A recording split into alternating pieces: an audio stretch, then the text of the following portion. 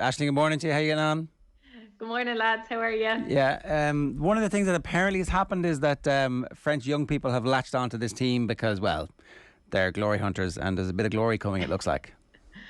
Yes, well, that's definitely evident from those two lads anyway. They called it right. They said that Ireland weren't going to be up to the level, and I think that's what we've seen sort of in the end. But yeah, even on the streets, any of the young people that I spoke to, they were really excited and buzzing for the game, and just this team, really excited to see what this team is going to do. They were mentioning the World Cup and the like, so yeah, they're getting on board for sure. And humble, no doubt, in the aftermath of victory. They weren't too bad. Like they said they love the Irish. That's what they kept saying to me. And they're really friendly, like helping me on the metro. And I didn't know what to expect in Paris, and I didn't know if people would be too friendly to help you out and all those things you hear about French people. But honestly, they couldn't be more accommodating to me and helpful. So yeah, I've a new light of them. Owen had a different experience with the good folks at Ryanair in Paris. Yeah, well, they're an Irish people. I mean, famously a French company, or not a French company. Like, I mean, I would have been interested to see what they would have been like had they got beaten. Like, that's the true test of humility, I would suggest.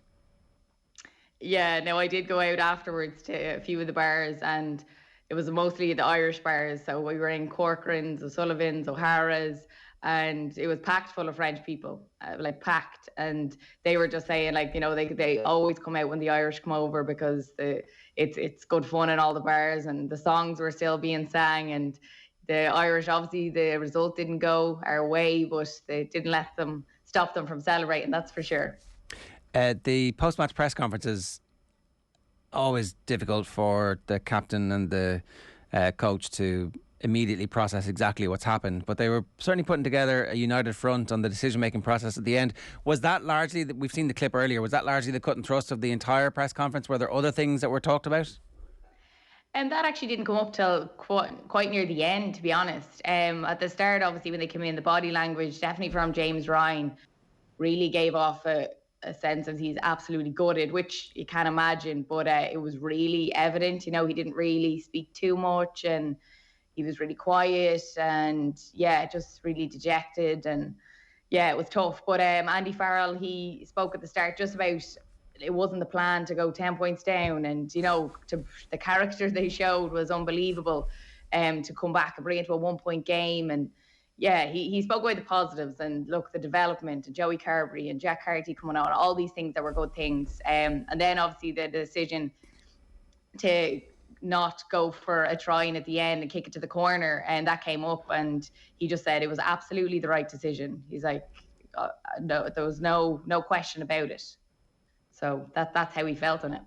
That's interesting, because we had Gavin Cummiskey on the pay-per-view yesterday, and he reckoned that there was a sequence of events that almost forced Andy Farrell into doubling down on that decision, because I guess the television cameras get their interview with Joey Carbery first, and Joey Carbery essentially makes the first move with the media dealings with regards to saying this was the right call. So I guess Andy Farrell in that press conference knows that that's after being said, and and he knows that he's kind of got to double down, or has everything just been read too much into there?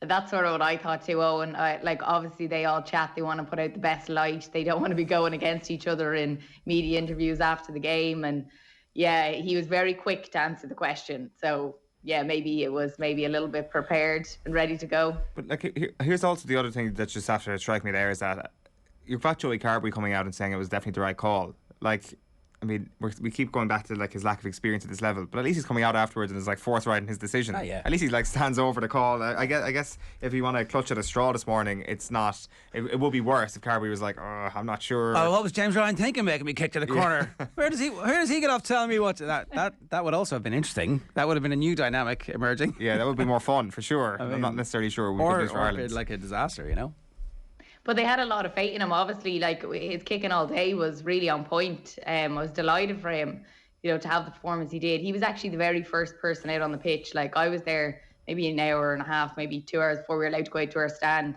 And he was the first one out there. And he was like sort of just doing these passes over and back with one of the coaches. And he was sort of telling the coach what he wanted him to do for him, just, I suppose, just to get a feel for the ball and for the pitch. And it was just really interesting to watch. There was no one out there, just him and the coach. So yeah, he was well prepared. Look, he deserves, and hopefully we deserve, an unbroken run of 6 or 8 years with him out half for us at this point. And hopefully we look back on this and go, that was an important learning post for him and for James Ryan too, who's a very inexperienced captain at this level.